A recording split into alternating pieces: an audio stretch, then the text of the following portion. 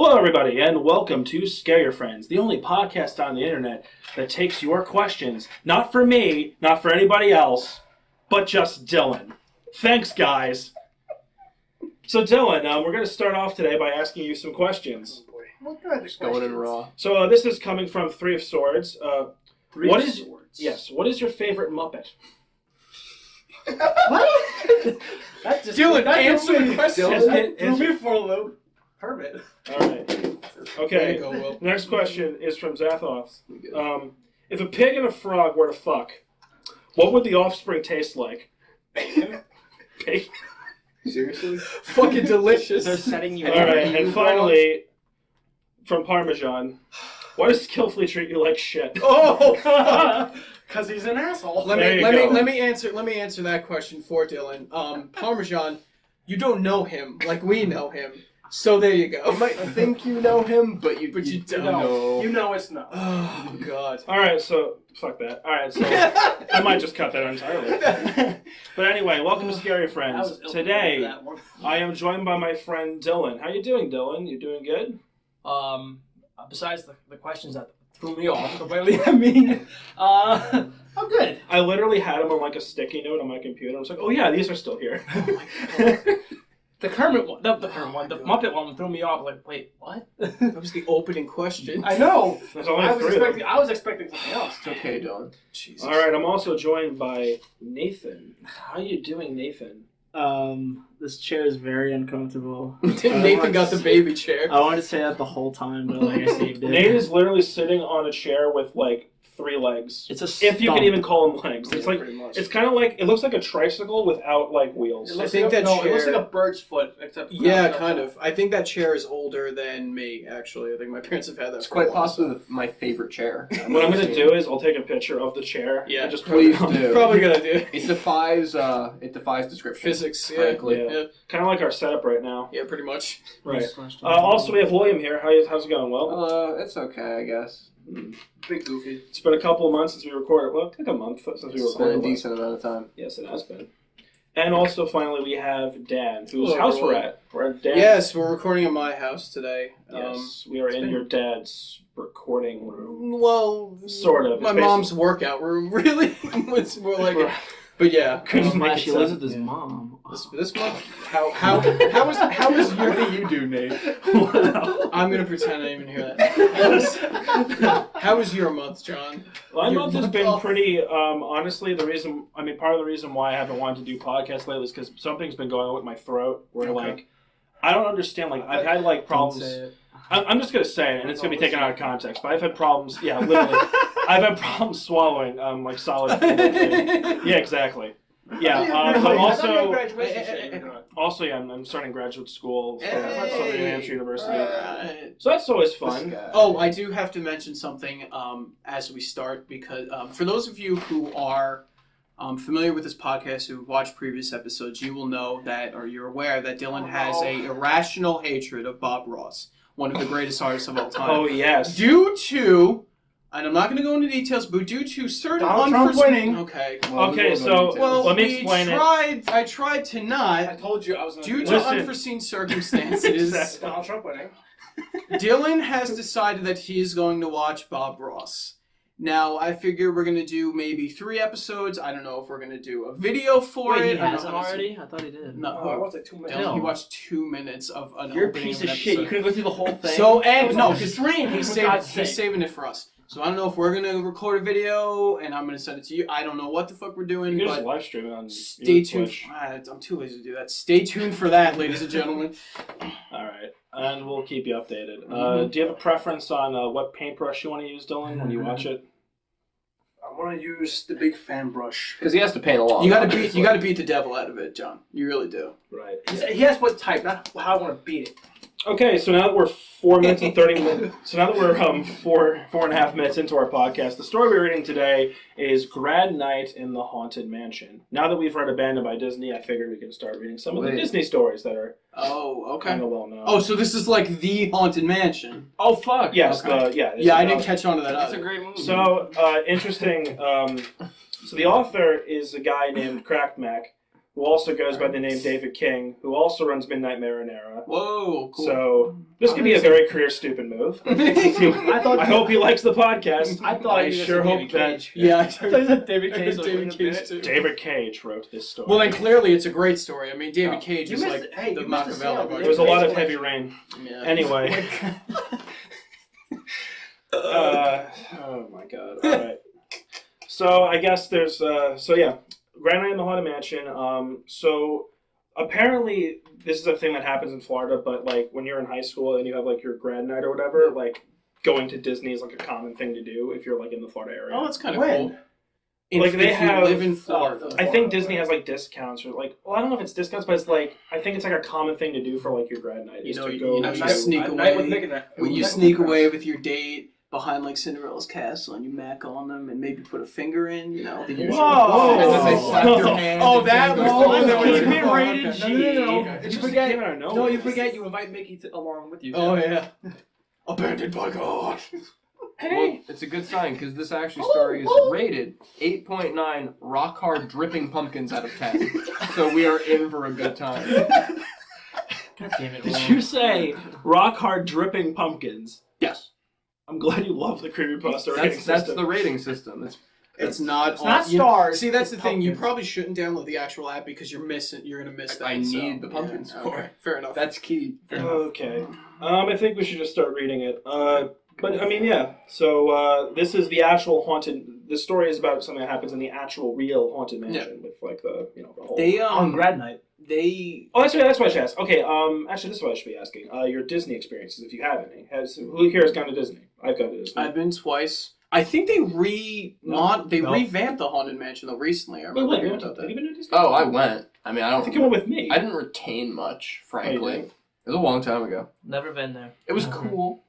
It's one of those things where if you don't go when you're a kid, it's like Yeah. you Poopy, like poopy, you poopy. I went when I was yeah. like. so- I went with basically my dad's friend went to like. My dad's friend essentially went to Florida with like his buddy who had like a condo right. in the who had like one of those like condos in like the I'm trying to think. Yeah, just like Like in he the like we Florida shared area, yeah, like just in the Florida area, and we just went for like a week and it was That's fun. cool. It's not bad. Wait, so How you're- old were you? I must have been like 13. Yeah, so that's around like So- Yeah. if you don't hit almost like 10 that years. 12, We were in 13 7th mark, grade. yeah. So you're saying like, Yeah, that was when I was in 7th grade with him. if my Yeah, that's if what I it if my band goes on tour there, we can't like have fun. No, you can have fun, but it's like you guys there's always only have fun. Some it's places. more geared towards children. Like the Islands of Adventure are good, but there's not really that much Hello, there to do. they are children. Well, fair enough. But Ha. but yeah, I mean that's just a personal preference of mine. I know people that are still going that are obsessed with Disney. Plus, the Wizarding World of Harry Potter wasn't open the last time I went, so that might be good. All right, I just wanted to make sure that wasn't like a joke. But whatever. Let's Oh, do the wait, story. one No, more that's, question, that's hold on. Universal. That's not Disney. That's Universal. I mean, it's in the Okay, same. guys, one question I have. Since I didn't personally do this when I was a kid, did you go in the Haunted Mansion? The first time I went, no, because I was a 7-year-old Bobby, and I was afraid I was going to piss myself. And So then you were I rich. went again. We went again when I was like 13, 14. I went and I laughed because I was like, this looks like shit. Yeah. You're badass. Yeah. All right, well, that's your experiences. I'm Yeah. going to put like an annotation saying story starts here. Yeah, exactly. Skip to 5:32 if you want to fucking. It's more like 9 minutes. Oh my god. That's all you're right. fine. Let's just start reading. You Okay. wanted to do the Dylan segment? That only lasts like a minute. Okay, all right. All right, so this is Grad Night in the Haunted Mansion. On June 4th, 1983, my high school was one of many that took us to Disneyland for Grad Night. Yep, there you go. If you've ever been to Disneyland on Grad Night, you know how much fun and how crazy it can be. The park stays open extra late. The skippers who drive the Jungle Cruise boats let loose and tell dirty jokes. And there's plenty of opportunities for people to sneak booze and weed in.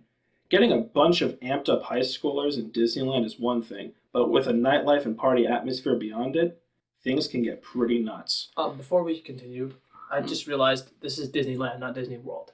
In California, not in Florida. Oh, all right. We just made Oh, that makes sense because the next one is my two friends, Anaheim locals. Yep. All right. None of us Well- live in California. I said Disney, I didn't say which one. That's fine. Even though I We totally... apologize. This is good because we're covering our bases. Because the last one was kind of close to Florida, abandoned by Disney. This one, we're going across the country. So. All right, yeah. So my two friends and I, Anaheim locals, were particularly excited. We all loved Disneyland, and while we didn't get to visit often, living practically in the park's backyard gave us more opportunities than most. In addition, we hadn't been since the new Fantasyland opened earlier that year, going from a sort of medieval fairground into a storybook village. So I was kind of looking forward to that. Unlike a lot of people who were there, we intended to keep things clean and have a grand old time of it. Hit as many rides as possible and just revel. All right. Yeah. So I mean, I guess. Yeah. So some high schools do that on Grad Night. They take their. That's cool, man. Which is that's awesome. California. I want to do something like that. Kids gotta bang somewhere. Exactly. Exactly. Nate, want to go? Sure. But the big plan for the night was kind of ambitious and maybe a little reckless. To this day, I can't remember who suggested it first, only that we all thought it was a great idea. We hadn't already gotten to the park and gone on a number of rides when it was brought up, while we were sitting on a bench in Frontierland eating churros. Ooh. From where we sat, we could look across the rivers of America to Tom Sawyer Island and past that where the river curved to New Orleans Square. Poking above the trees was the cupola of the Haunted Mansion. Cupola. With its clipper ship weather vane. The sun had just gone down, and the sky was awash with dull orange and purple clouds, most of which seemed to loom behind the... God damn it. You're definitely saying that wrong, but whatever. I really don't, honestly, I don't know how to pronounce it, so. That's why I'm not saying anything. The cupola, the cupola? Yeah. Cupola? Yeah. Whatever. Cupola? I pointed out how perfect and spooky the whole thing looked, and that got us talking about it. The mansion was a collective favorite, and being dumb kids, we agreed to do a little exploring to effectively spend the night in the Haunted Mansion. Did anyone do like that overnight in the graveyard thing when they were younger? No, God, no. No. I'm too much of a goddamn coward to do shit like that. Honestly, yeah. But it's uncomfortable, though. Okay, Respect the dead. when I was Leave them in alone. Fair Hold on. what was it? Shit. I was probably in 8th grade or whatever. That's right. I was sleeping over at a friend's house. You know, his parents didn't care what was going on. They were like, whatever. So we kind of we did we didn't do the climb out the window thing. We kind of walked out the front door. We walked out the front door of the house. We went down the street. There's a little graveyard. We brought sleeping bags and bottles of soda, because that was when you're kids. Because we didn't know what booze was. So, we had 2 pair of sleeping bags, Keep pair yourself of wired. Mountain Dew bottles. Oh my God. We went out there. Was it Code Red? Decent. It was not. God damn it. He had live wire, which was an actual sin, though. Okay. I will say. All right, Mine was fair enough. original. And we went there, and we this is a graveyard, And we hung out, and we were like, this sucks, man. we sat in the graveyard for 3 hours in the pitch cold black, and we were like, fuck all this. There's no ghosts here. And then we went home. So, I don't know. You always hear about those, spending a night at a spooky place, and it's... Don't do it, folks. It doesn't work not out. worth it. No. Anticlimactic. Yeah, exactly. So these people have decided to do exactly that, but with the Haunted Mansions. They're going to That'd probably be cooler, for what it's worth. because you just sit there and poke the animatronics. Although and shit. security would kick your ass out. Well, you gotta They gotta hide. hide. You gotta I hide mean- until the park closes. Let's see what happens. I gotta guess. pull You want workaholic to season read it? one. Dylan? Yeah. Okay, We Dylan. laughed about it as we got in line for it, moving past the brick columns and up the walk toward the mansion. But inside I was a bit nervous. You have to understand, security was a bit more lax back then. So See? so it was plausible that we would be able to pull this off if we were careful. Plus, Grad Night always had kids getting into trouble, and the likelihood of us getting banned for good was not as high as it could have been. But it still felt tense. That feeling you get when you're scared about going on a thrill ride for the first time, excited but hesitant. The 3 of us, Mike, Karen, and myself, had it all worked out. When you first enter the mansion, you're escorted into a room that seems to stretch the warp before your eyes, which is actually an elevator that takes guests below ground, where a hallway connects to the ride building beyond the park's berm. As everyone else crowded out the room and into the hall of morphing portraits, we lagged behind, which the disembodied voice of the ghost host jokingly warns you not to do, and fell into at the very back of the line. By the time we piled into our doom buggy, there was no one else behind us, and the black endless procession of clamshell-like cars were empty. We went through the ride as normal, cracking jokes and making banter at all the old familiar scenes, until we reached the exit crypt. We stepped out onto the moving platform and walked toward the escalator ramp that leads from the crypt back to the park outside. If you don't know, the escalator hugs the wall on the right, but on the left is a small crypt scene where a tiny ghostly bride stands on a stone shelf and tells you to hurry back, hurry back. Mike took charge here, deliberately turning backwards as we went up to watch the cast member nearing the buggies below us. Mike's a big, broad-shouldered guy, a football player through and through, and his bulk hid me and Karen from view as we slowly ascended. At his signal, when the cast member monitoring the exit had his back turned, Karen and I climbed over the rail and dropped down into the crypt scene, where we quickly scurried under the dusty space beneath the escalator. Mike was over a moment later, and we laughed and congratulated each other on a job well done. All right, so they did it. Any thoughts so far? Or are we just like We're still in the setup stage. We're still in deliberating stage. For some reason, this reminds me of the SNL skit where they get stuck. They go to the ride, and then the animatronics start they do their thing, and they come back up and saying that the ride's busted. They come back up with knives and shit, and they're like coming after each person trying to attack them. Yeah, that was an SNL skit? It actually was. You gotta look it up. Alright. Take it away, Will. Alright, alright, well, you can go. I'm like squinting logistically trying to work through this, but you know what? I'm gonna let it go. I'm not gonna sit here and nitpick over their skill. Okay. Not gonna do it. And how about you read? Not gonna do it this time. Oh shit, Dill. You know what, Dylan? Save it for the end, Will. Go ahead.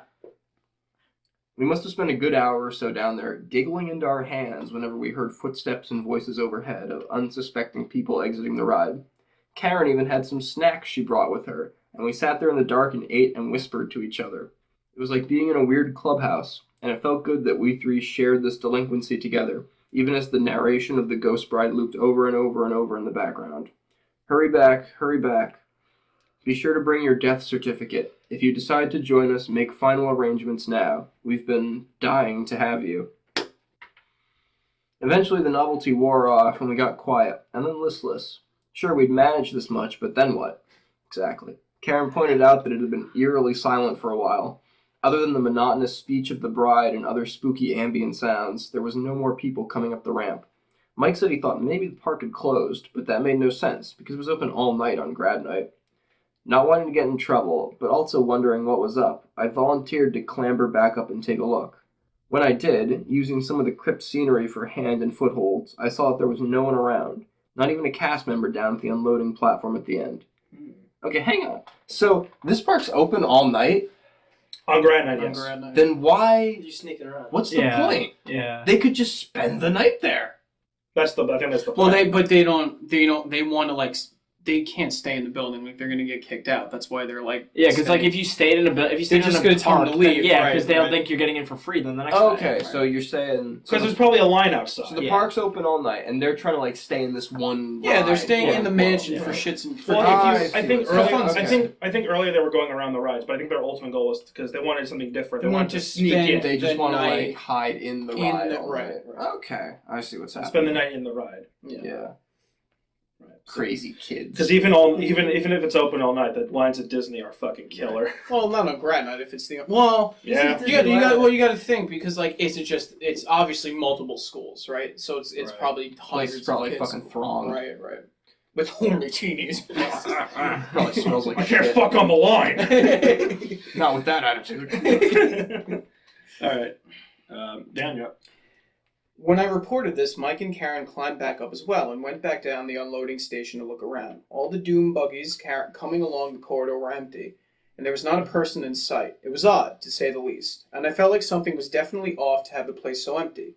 I was about to suggest turning around and heading back outside when Mike said we've always wondered where the doom buggies went after they dropped you off. They rounded a dark corner in the crypt area and vanished from sight. Mike was curious what was down there. Oh, Mike. Now, really, I should have said no. Front loading. That there was no point and that we could get into some serious trouble if we snooped around back there. They're already, hiding in the ride. Yeah. Right. It was probably just a utility corridor anyway, since the buggies just looped back around to the loading room anyway. But I was young and I was stupid, and when presented with a golden opportunity like that, it was hard to pass up. So we went ahead and jumped into a doom buggy going by, and it slowly rounded the corner into the darkness. This was uncharted territory for us, and even if it turned out to be boring back there, at least we get a chance to see it, and maybe get another ride out of it. Hardly a day goes by where I regret not having said something. Woo! Here we go. Let's go for a ride. All right, John.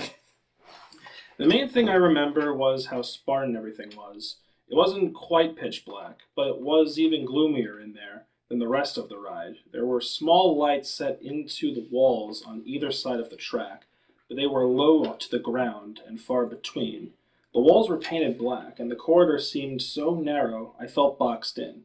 It was quiet, too, other than the hum of the track moving the buggies. I felt tense, and Mike and Karen weren't helping that because they looked tense, too.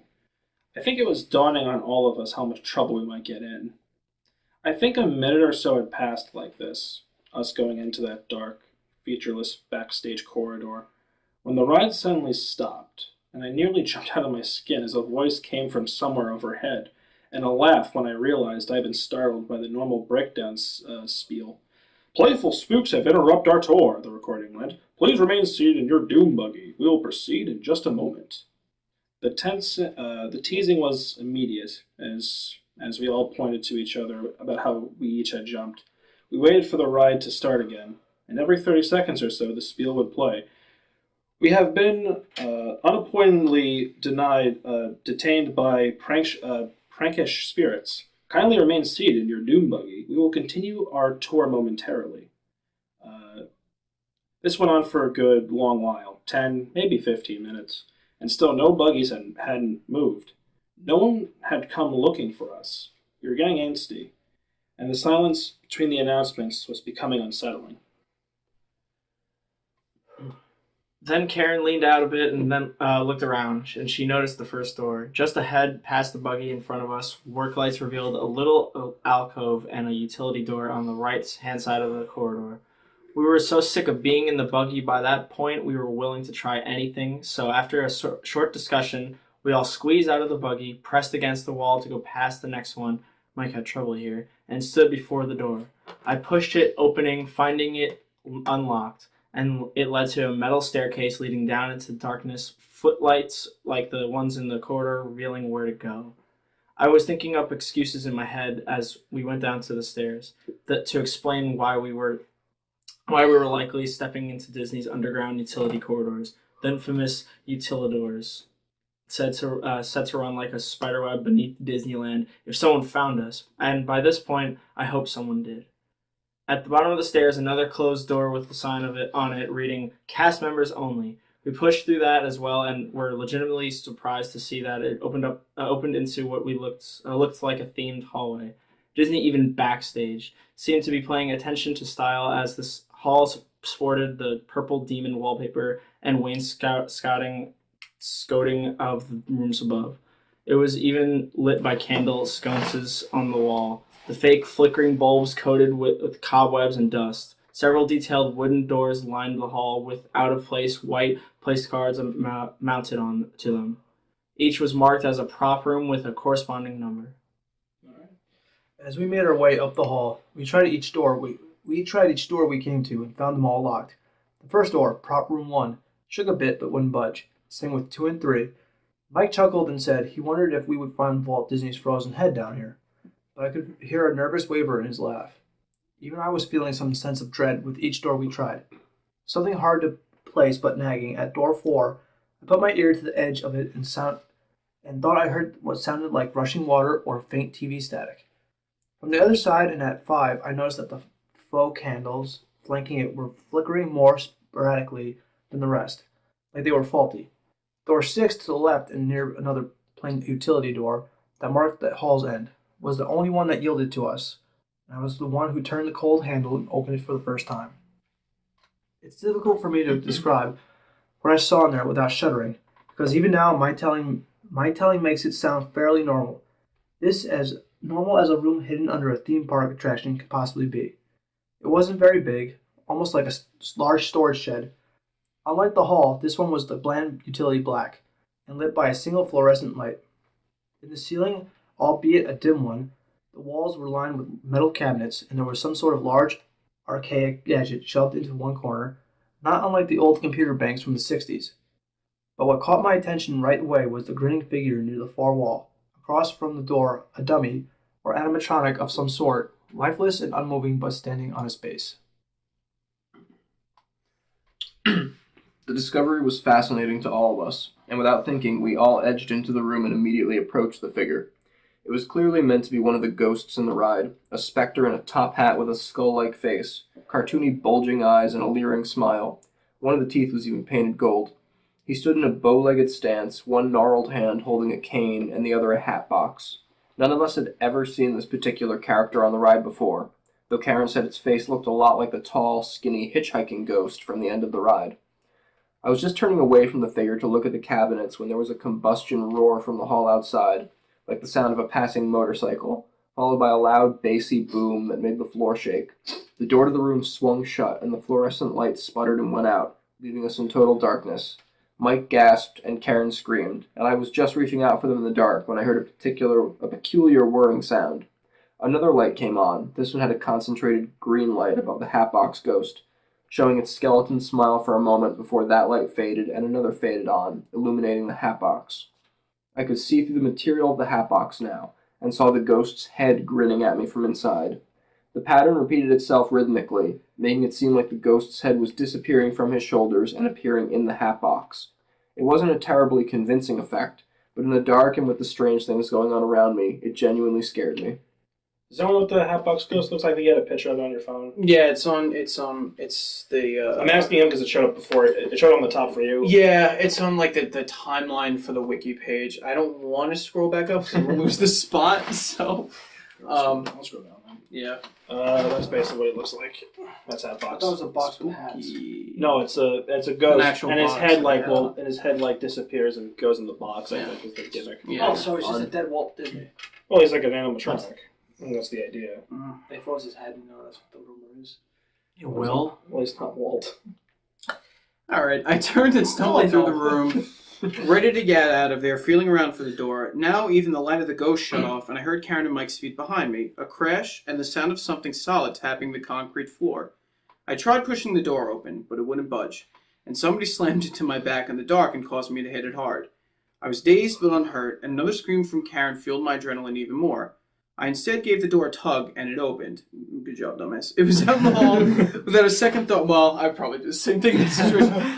Yeah. I was in the hall without a second thought, without even looking back. What a dick. He just abandoned his friends. To be like, I think there's a flight or fight instinct in everybody where like you just. If you get spooked enough, you just fucking bail. I mean, you know, Well, first off, he didn't listen to his instinct in the first damn place. That's fair. So, really? Well, I mean, now it's too late. Now he's doing it. But you know, like, unlike Melinda, he actually had those instincts. Yeah, so that was this nice. This is a smart move. Now, you know the old, like, joke where two guys see the bear chasing them, and the one guy starts running, and the second guy goes, "You can't outrun a bear," and he goes, "I just have to outrun you." Mhm. Yeah. It's that concept. Just you bail and leave the fuckers in the dust. Oh, man.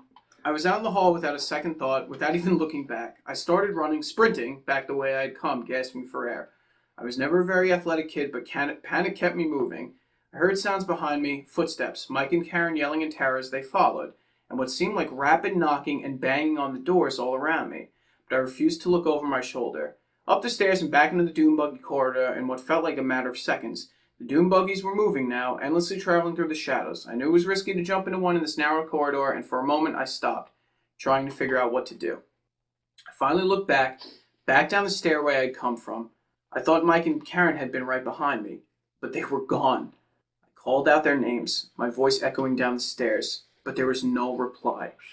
Not until I heard something tapping the metal stairs, coming up toward the door, and I saw an unfamiliar vague shadow on the wall that I flung the door closed and dove into the nearest buggy, which carried me down the corridor a little ways before finally emerging into the limbo-like loading room.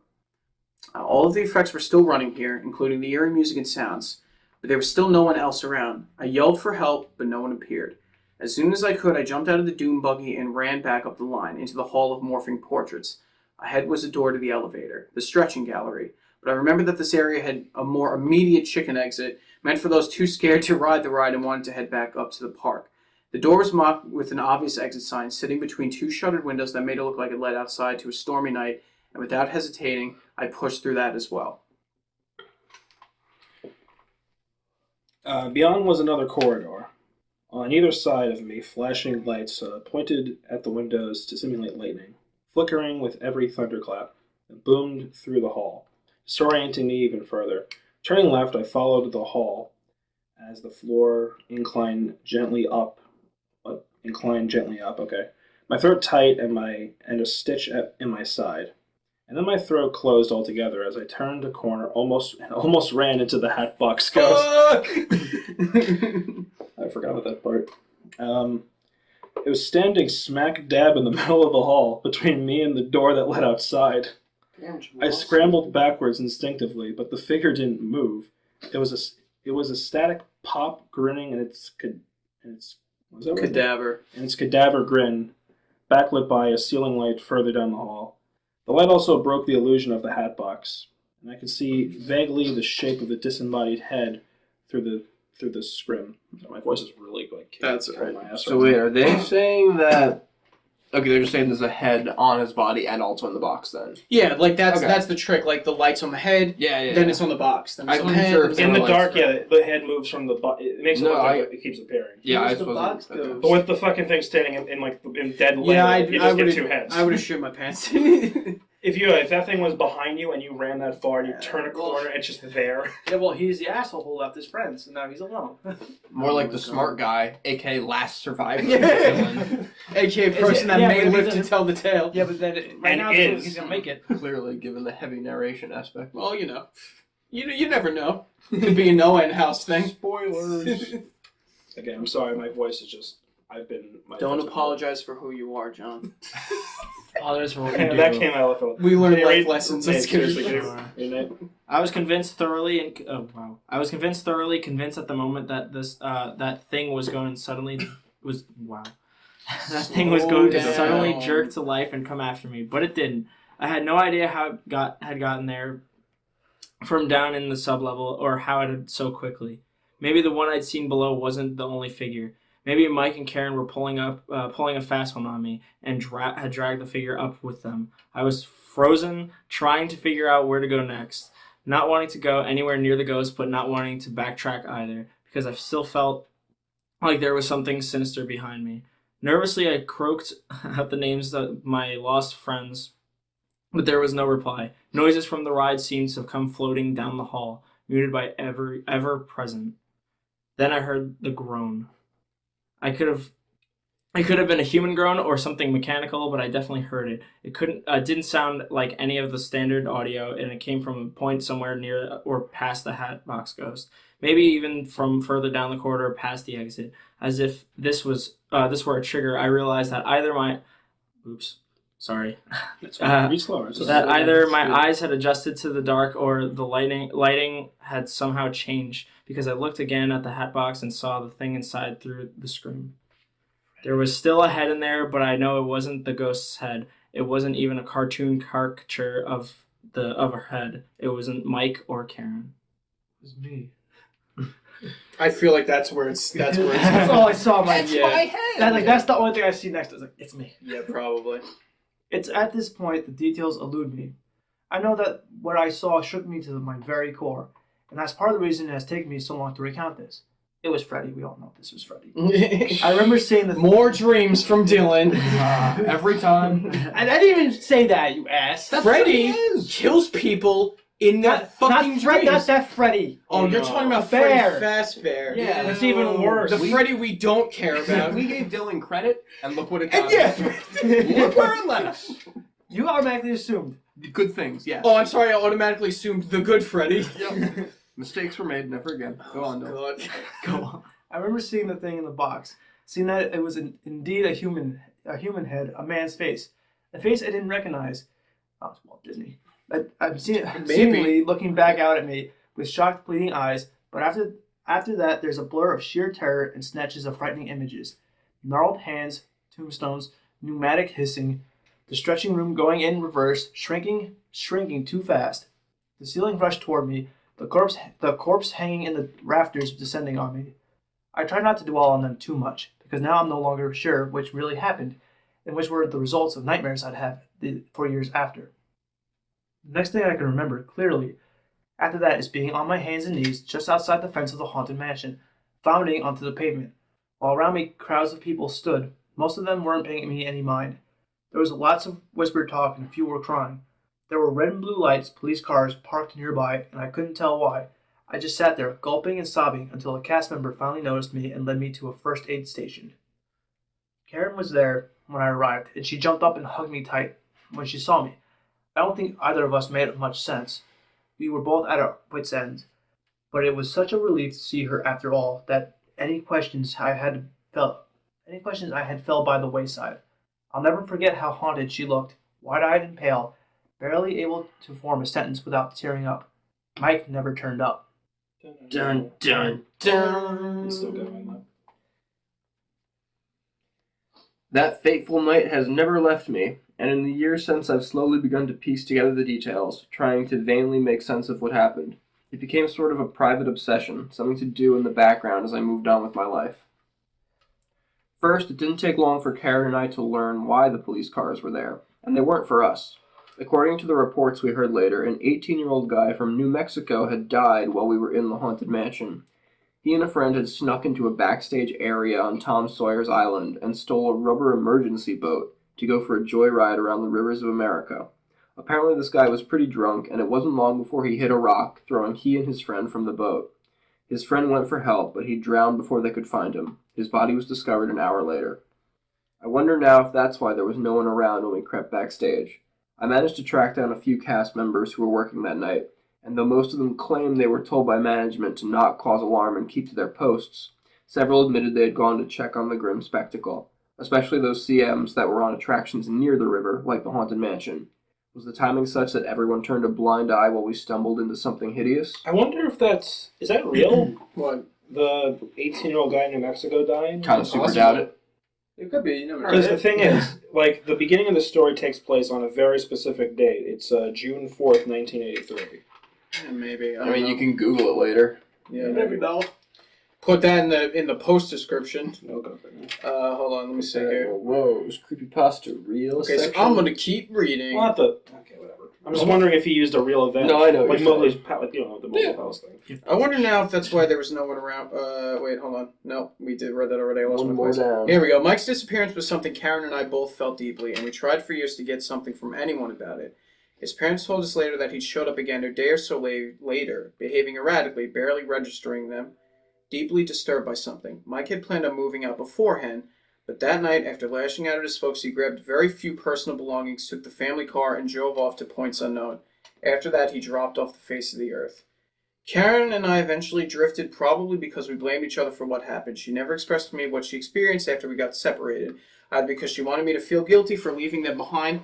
Oh, Karen, you have no idea.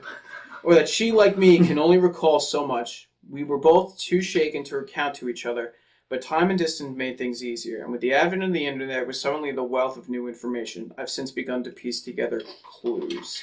What were you going to say, John? It's real. Is it? Okay, I googled June 4th, 1983 Disney, and this is what I found. On June 4th, 1983, an 18-year-old man from New Mexico drowned in the rivers of America while trying to pilot a rubber emergency boat from Tom Sawyer's Island that he and his friend had stolen from a restricted area of the island during Disneyland's annual Grad Night. So pretty much a little bit of historical fiction going on. That literally sounds like it's just like completely copied and pasted. Yeah, Well, yeah. no, what Well, I think you the know. author told a scary story, and in order to explain why there was nobody at the ride, Yeah. that was why. I mean, all right, we'll go into this later, but let me just okay. Almost immediately I found our Hatbox Ghost. Plugging that into any research engine will turn up a multitude of pictures of that bow-legged grinning figure that had often floated through my mind's eye in the dark. It was apparently part of the attraction when it first opened in 1969, and much of the promotional material of the ride at the time featured this character and his ubiquitous hatbox. I love how well nodded when I said that. Yes. He originally stood in the attic scene, right across from the ghostly bride with the beating heart, but was quietly removed from the ride after only a week. Apparently, the effect of his disappearing head never worked properly, so the official account goes. Go ahead, John. In the recent years, the Hatbox Ghost has gained a fan base. Groups of Haunted Mansion fans that wanted to see him restored to the ride. It's wishful thinking, I'm sure, because that figure had to have been stored downstairs for a reason. It took longer to find out about the backstage area where the Doom Buggies go. The empty corridor, not originally meant to be seen by guests. Disabled guests, however, travel that ride all the time. Wheelchair access So the ride is done through the limbo-like loading room, and guests travel back around to this room to reclaim their wheelchairs and head back out. I've posted about it and have post queries for details about that area, but no one has given me a description that sounds anything like what I went through. It's been described as short, bland, and with some sort of catwalk going over the track, but no mysterious alcove or obvious doorway. It takes less than 30 seconds for the doom buggies to go through, and then you're back in the loading room. I suspect Disney might have changed that area since the 80s, but why? Sorry. Most recently, though, I came across an old factoid that seems more a morbid curiosity than anything else. Unless one's been through what I have, it's not about the Haunted Mansion, however, but it's nearby e-ticket neighbor, Pirates of the Caribbean. According to the story, and this has been published in various Disney-owned books, so it's no vague rumor, the Imagineers who built the ride felt that the fox skeletons of the time weren't convincing enough for the underground grotto scenes, so they borrowed real human remains from the UCLA Medical Center, and dressed them up as pirates and put them in the caves. Let that sink in for a moment. Millions of people went by boats and had no idea they were looking at real skeletons, all propped up in pirate garb. Eventually, the latter team of Imagineers would replace these with a more convincing Similes, and supposedly the bones were returned to the countries of origin and given a proper burial. Again, I apologize, my voice is just, I cannot read today. But anyway, what's going on, Will? Nothing. No, nothing. Nothing at all. Was it my reading that you were... Will was a little perturbed that you pronounced a word wrong. That's it.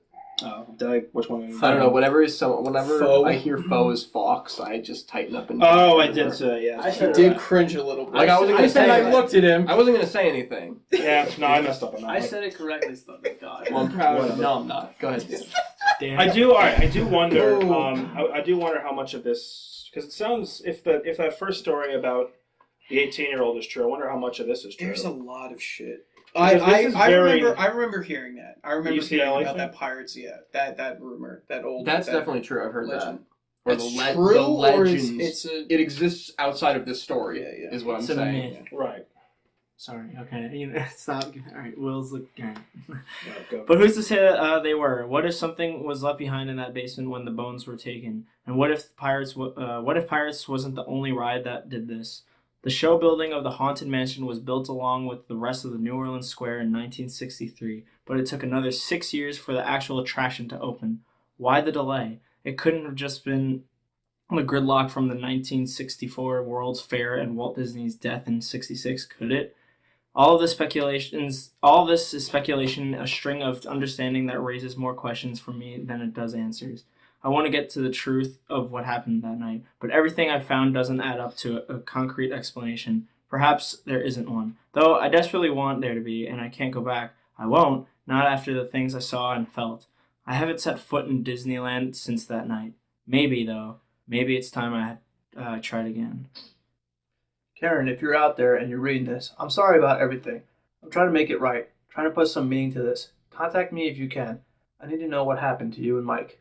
Maybe you have the key to the mystery in your memories. I can't do it alone, but together we might get to the bottom of this. For everyone else, let this stand as a testament. Some things are backstage for a reason, and a company like Disney must have a multitude of skeletons in its closets. Think twice before you pull some stupid stunt like I did, because it might not be security that finds you. Oh, Cue X-Files theme. That's Grandpa Dylan at the end. You must really appreciate that nice little. Yeah, that story. was very much Yeah. a Dylan thing. Yeah. That was good. Yeah. So Alright. that's it though. That's the whole Bitch. thing. Was there ever a sequel to this story? Yes. There is. Of Of course there was. fucking- Wait, is it Karen's side of the story? I think it is. Yeah. Wait, no, It's they don't called- go back? Well, no, there's one called. I think there's a story called "The Man with the Cane" or something. Yes. But wait, is there a story where He the goes super back team to gets follow. reassembled and they get back? The Avengers go back to They find Mike No. in like coastal Florida eating like bugs and talking to trees, and they recruit They're him. in California, for God's Karen sakes. leaves her Whatever. abusive husband, and this guy who's like a struggling writer and an alcoholic, and they all get together and they reenact it. That doesn't happen. You really love it. Come on, it was all right. The way he says it, it's just, it's okay. Did you like? All right. So thoughts on Grad Night nomination? Didn't like it? It fit the. There are elements of the story that I like, and it's written the moments of horror are written well. I feel like I could put myself in the story. The disorientation of like. Because even just going through regular amusement rides like this, it's disorienting sometimes. I can't imagine running through being scared out of my fucking mind. But I feel that. I feel the tension. And it's palpable. That part's written well, but there's so much afterwards. Like, there's elements Pacing is off. Yeah, there's elements of the story that are really good, like going in and everything that's going on, and what I'm assuming is the cane is walking is tapping as he's walking and following them. Right. But like the whole aftermath, it's like, and like including historical elements is a nice touch. I think it threw it off the story. It doesn't. It ruins the pacing. I think my personal thoughts are that the story ends with them saying that Mike never, right. That's how it ends. And this is and he puts like a line there and then says. Right, and then I think he tries to like, I'm not sure how to really explain it, but like tries to verify it almost by bringing in a bunch of facts. And that's cool, and that's fine, and I like that idea, but it just seems disjointed because like we've read stories before where like it ends and that's it, right? And we don't get answers or we don't get anything definitive. And this I feel like was concrete enough that if the story just ended with Mike was never found again, I would have been okay with that. But the fact that there's like a whole CSI investigation afterward kind of ruins it for me. Okay. Because you have the horror, and the horror is palpable, and then it immediately goes into this, and that feeling sort of just dissipates. It needed to end with more horror to make it worthwhile. Right. And that's otherwise it kind of just peters out into and then you're so busy trying to follow this guy's train of thought as he's trying to piece together what happened. And the historical stuff thrown in there is cool, but it seems a little disjointed. I guess I'd say the story's well written. Clearly this person knows what they're doing. Yeah. They're a good writer. They're good at putting together a series of events in like a way that flows naturally, which a lot of creepypasta writers struggle with a lot. Yeah. And it never becomes goofy or silly, which is kind of hard to do when you write horror. It's hard to like be scary and not try too hard. And I feel like he kind of gets up against the line a couple times, and he kind of always pulls himself back. I mean, the one thing that kind of like let me down a little bit was when he ran into Hatbox Magoo in like the hallway after like and nothing happened after the second spook, and like, and it bothered me so much with the whole like I can't remember blurring corpses on the ceiling. Yeah. Like it's really clear and distinct, and then you get to that moment where like this is like the climax of the turning point where you can confirm or deny that this thing's actually moving around. There's something more sinister. And then it just peters out. That made me really sad because the build-up was really good. The Hatbox Ghoulie was quite effective, and the whole setup was super dope. And then it's almost like instead of wanting to write like because it's hard to maintain horror. That's why jump scares are so big, because you can just one and done, you're in and you're out. It's hard to keep up an atmosphere of tension and fear. And so instead of doing that, the author just kind of cuts to, and then I was outside vomiting. Right, but then it's like, which would you prefer? Because we've had stories in the past that hit that point of horror and then get dumb or goofy, like so Abandoned by God or the Russian Sleep Experiment. Exactly. And it's like, so it's almost hard to fault it. You can't have your cake or eat it because it's like what exactly? Because this works better, I feel like. Like also with like Mike was never heard of seeing him again. So you just. But then he was. Right. But then it was. Right. Like, you just left Mike and I was like, what happened to him? Well, if you don't remember, I mean, you remember the part where he was like, Mike showed up at home and he was acting weird, and then he stole the car and nobody left. ever saw him again. Yeah. And that was a little odd. Yeah, it was a little strange. Like, at first when I was reading, I'm like, oh, this is obviously him and the football team trying to play a practical joke on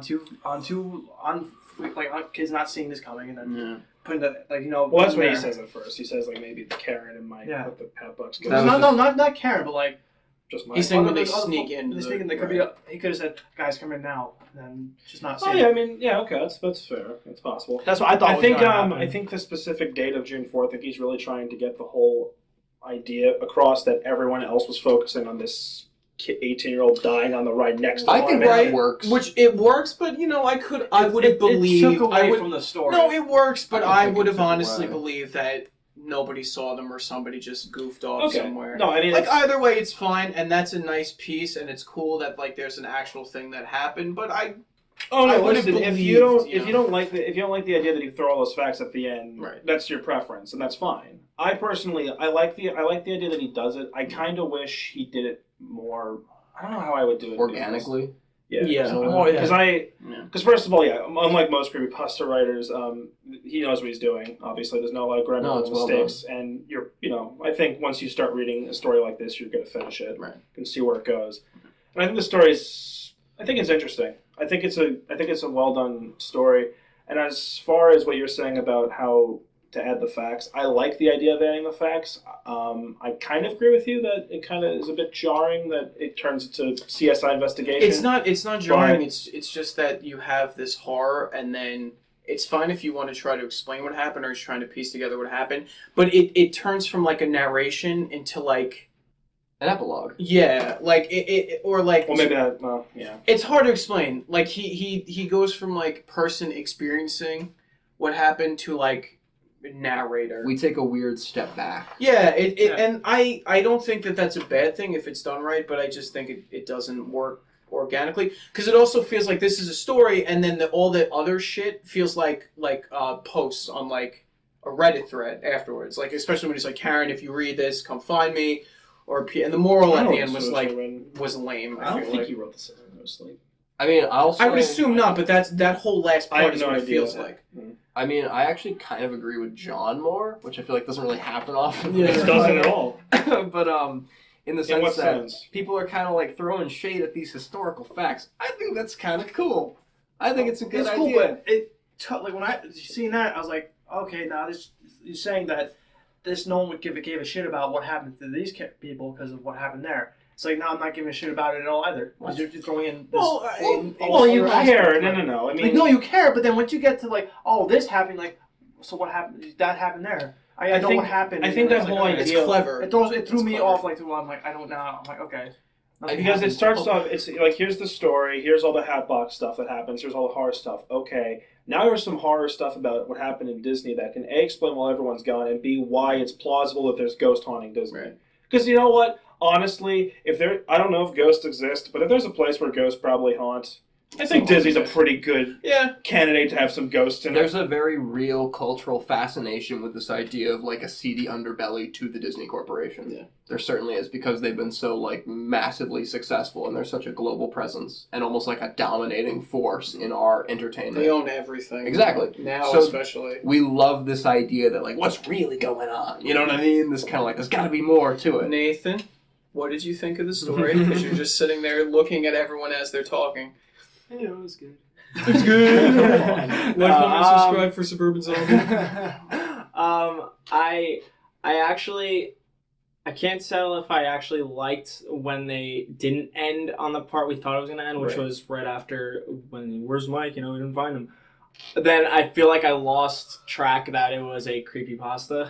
I was like, Yeah, I I felt feel like the just same a way. story. But I mean, it was well written. But I don't know. It's kind of mixed. I don't know if I like it or hate it actually. Nate and I are in the exact same boat right now. Right. Yeah, I don't know. I So, feel like... hold on, Nate. I'll ask Dylan this question too, since we've been talking about it. Do you like the facts at the end of the story or no? We know In Dylan general, doesn't. do you like? Okay, like don't say like them. yes or I no. didn't Say say I like didn't like them. say like if I guess in general. Yes, and Well, no. But, What do you mean the facts?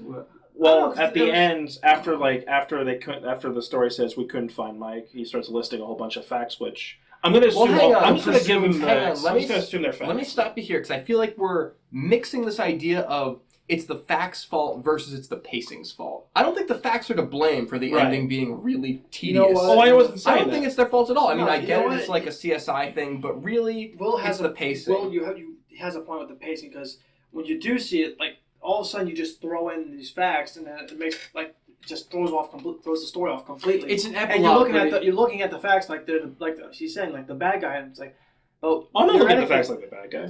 No, but theoretically though, like no, I was looking at it like the bad guy. But then he mentions the pacing. I'm like, you know what? He's right with that because when you go with the pacing, next thing you know, here's facts. And then like, what happened It's here? an epilogue, but it does not match with the rest of the flow of the story. It does not. Okay, well, that's why I was asking. I was asking if you liked the inclusion of the facts. But I didn't mind the facts. I just felt like they were just Nathan, timed did you like the poorly inclusion? Because we originally were asking you. I would say I did, but I didn't. Like it's still this whole story is kind of like. I don't know, because when I first saw when we had the real scare and the whole thing when we saw the scary dude of the whole story, it was like that was probably the climax, and that wasn't even that big because like he didn't do anything after that. Right. Then also you look at the facts and it's just like, all right, it's a little bit more interesting, but why? Like I don't know. It just that was it. You ran out, then that's it. yeah. Because we've had other stories where like in retrospect the narrator like thinks about it, stuff like Barbie, but it's usually like a paragraph, couple sentences. This guy had a whole fucking decade or whatever's worth of investigation, and it's like it started to wear on me. I think that's really all it is. I think he just ran out of ideas, maybe, and he wanted to make it longer than it had to be. He couldn't find. Well, I mean, I don't know if he ran out of ideas. I think he couldn't find an ending to the story. That's what it looked like. Well, he found it. No, because I think he found an ending because the story ends with they couldn't find Mike. But there's a line, and then they put the fucking. It was more of a. I didn't even see that line. I completely. No, it was more the transition. The transition to the ending was like he didn't have it. It was like you put this here, and like why do I care about this? Okay. See, I don't think it was a matter of him not knowing how to end it or anything like that. I think one of the author's goals, it seems to me, going into this story was to make it as realistic and believable as possible and tie in as much of reality as he possibly could. And I think he wrote the story naturally, straight through. He got to the ending of, his retelling, and he looked back on it and he thought, all right, this is good, but there's a lot more that I wanted to tie into it. And instead of rewriting it, he appended it onto the end. It's possible. And I feel like that, and that's obviously just a theory. I don't know what actually happened, but it seems to me that was a way of him continuing to rationalize and explain his story, which seemed to be really important. And I like the story. I like the story. Yeah. And I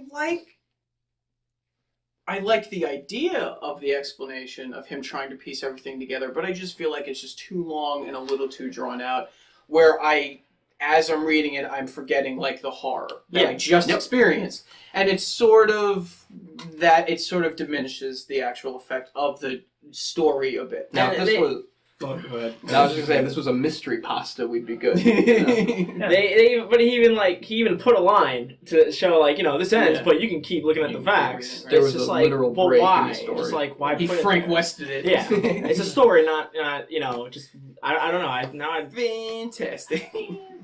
All right. So I guess final thoughts. I give the story. I'll give it 2 thumbs up. Honestly, I mean, I like the story a lot. I think it's pretty good. I think I definitely think your criticisms are very valid, Dan. I definitely do. I try to be as I don't know if it's a perfect as story. possible, John. So I think that I can say that he doesn't add a bunch of facts at the end of the sequel to the story, which is called The Man with the Cane. Now, I'm sorry, but I feel like I asked this already, and I'm not sure if you gave it. It's not like an Avengers thing where the team gets back together. It's not like a direct sequel. Well, it's a sequel, but it's not. Is it a chronological It's sequel? a pre-sequel. All right, look, the ending sets it up like, I'm going back in. Does he go back in the sequel? It's not. I think it's Karen. I think it's Karen's story is what happens. Well, that's disappointing. Then. Karen reliving her version Well, of the events. I'm not going to say If he had chronologically gone back in, and this Okay. could have played as like a part 1, because then the pacing's fixed, right? Now we're looking at a wall and it comes back up. Well, let's talk about that if we actually do that story. No. I'm not trying to get into that story, but I'm explaining why that would solve the issue if we look at it as one whole. Like a giant narrative, yeah. We'll see. The whole maybe we'll read it at some point. I give the story 2 thumbs up. It's very as the person who, and this is again, I'm the only one who does this. As the person who goes into the wiki to look for these stories, and you read like 15 creepypastas, and one of them's only written good, and the other 14 are just like Written well. Exactly. As you can see, I'm not a grammar Nazi at all. Superman does good, boy. You're doing well. Don't worry. Written good. Don't worry. Dan can't spell. He's an English major. Yeah, it's true. It's true. Yeah, that's what. I just typed too That's fast. what See, obviously, we're working with the cream of the crop, I'm assuming, in a lot of these cases. Yeah, so yeah. we're being a little... William, would Right. you I say mean, it's for God's 8.5 Alright. rock hard, leaking, whatever the fuck you said? Dripping. wet. Okay. Hang on, John was trying to finish a point, though. I think we're just wrapping it up. Yeah, just 2 thumbs up. Nate, go. I give it a thumbs up. 8 thumbs. 8 thumbs. Okay. Just one. Okay. The writer's probably sitting at home going, "Yeah, okay, I'm taking criticism for these assholes." Fucking Doctor Strange has got one thumb and a hand grows out of that thumb and the other thumb grows a Oh head. God. We're just sitting here going, the author wrote it pretty good. It's 1 thumbs up. Wake me up. A thumbs up. Okay, that's I fine. give it a thumb and a half. Jesus Christ. This is a ridiculous metric, and I'm abandoning it. I will not be discussing my thumbs. Right now we're up to about 4.5. Yeah. So you gotta do the 2,000. He does it. Well, and it it's doesn't out of matter. 10. I thought the story... I wasn't making it a metric. I just said I would give it to. Oh my I god, was they're saying arguing the goddamn fucking Thumbs. thumb rating system. William, what did you think of the goddamn story?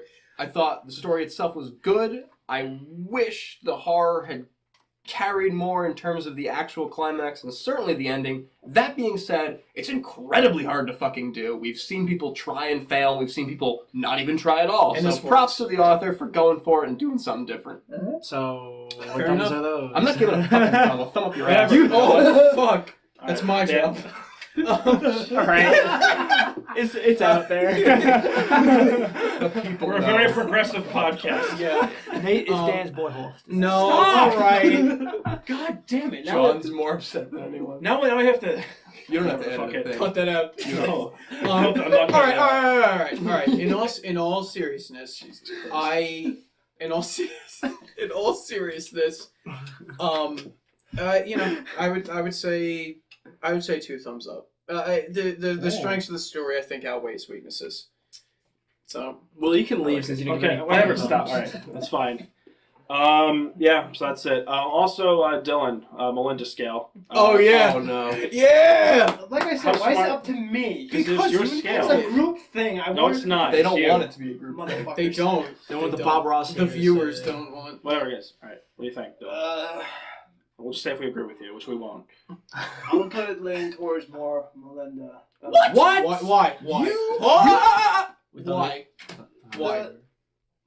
Hold on, I'm trying to piece. I'm thinking of the story first. His brain's, Hold like, on, melting. I'm trying- We yeah. thought it was. Dylan is Hold on, like hold on. physically. Why melting. did you do this all of a sudden? I was not prepared. I'm sorry. I know it's my fucking segment, but I wasn't prepared. Okay, this is Give me bullshit. time. Dylan got 2 segments in this podcast, Oh, all that's right? true. Where the fuck are our And he doesn't segments? even appreciate He it. doesn't. He I said let them do it. Let squanders them do it. It's fine No, with because me. I just wanted to be like a quick thing. That's why. It's All right, just well, a stupid little thing that. Are you sticking with your more towards Melinda? Because we'll all argue against you. Dylan, Well, I will because he didn't listen to his goddamn gut. And Okay, fuck fair out. enough. Fair enough. That's fair. Fair enough. Dylan, if you want to explain it more, you can put a comment on the video. Once it gets published, there you go. Alright. Or an annotation. All right. You abandoned his friends, Dylan. True survivalist. So if you listen to your gut going down there and just said don't go in there, you All right, still go fucking fair down enough. No, there. they went down. They went down there as part of their plan to just have I fun. know, No, but he's he had saying a when gut he feeling. He had a actually- gut feeling. Like He I explored the shouldn't do it. dune buggy. That was a very when- front loaded. This is going to be bad Yeah. moment. I guess, but once once you're in there, that's it. Like you're You listen- going down the You stairs. listen to your gut. You know what? And you get the fuck out of Dylan there. clearly enough. listens to his gut a lot, and that's fine. And he thinks everyone else should too. No, I agree with It's Dylan. not wrong. You're not wrong. Yeah, whereas Will would just leave his friends. Go down there and then leave his friends. I'm a survivalist. William, I feel like William, from what I know about William, would do that no matter what, the gun or not. So whatever. Which one of us would be the most? I'm gonna likely, live. Which one of all of us? Which one's the most likely to want to explore the dune buggy section? That's an interesting question. Yeah, Actually. you know what? Dan's a actually really pussy. good. Yeah, I feel like would we're never. all. I'm not. You'd be like, hey, let's sneak it in the haunted mansion. You guys have fun. I'm gonna go eat another churro. I'll be on Bye. one. Yeah, I don't think anyone here would No. suggest that. No. Yeah, because Well, John's asking if we were in that situation, who would be the most likely? to go in the dune buggy. The We already most had stuck likely to in. go in. I mean, if I was in like a weird mood, I'd do it. If I was like, I'm gonna do stupid For shit. funsies. Yeah, exactly. If I was in like one of my like stupid shit moods, I'd do it. All right, so this is all right. That's it. Perfect. So this has been the Scary Friends podcast. So join us next time, and always remember to scare your friends. Board game time.